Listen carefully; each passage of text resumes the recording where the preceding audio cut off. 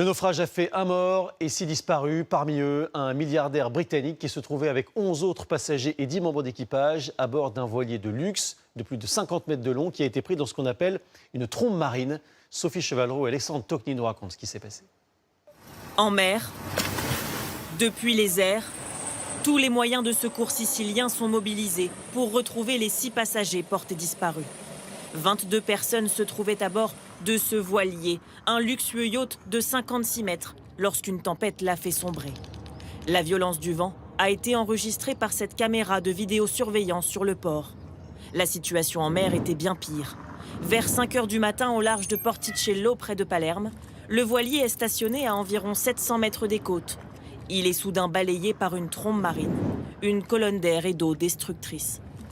Un phénomène très localisé. Les bateaux à proximité ont été épargnés. Le capitaine de l'un d'entre eux a été le premier à intervenir. On s'est approché et on a trouvé un radeau de sauvetage à la dérive. Il y avait 15 personnes dedans, 4 étaient blessées et 3 gravement blessés.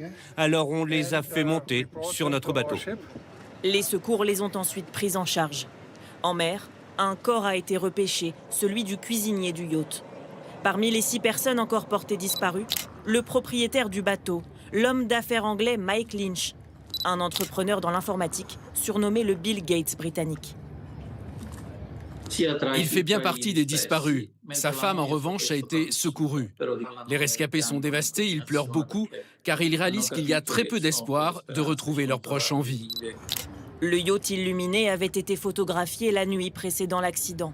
Son épave a été localisée par les plongeurs à 57 mètres de profondeur.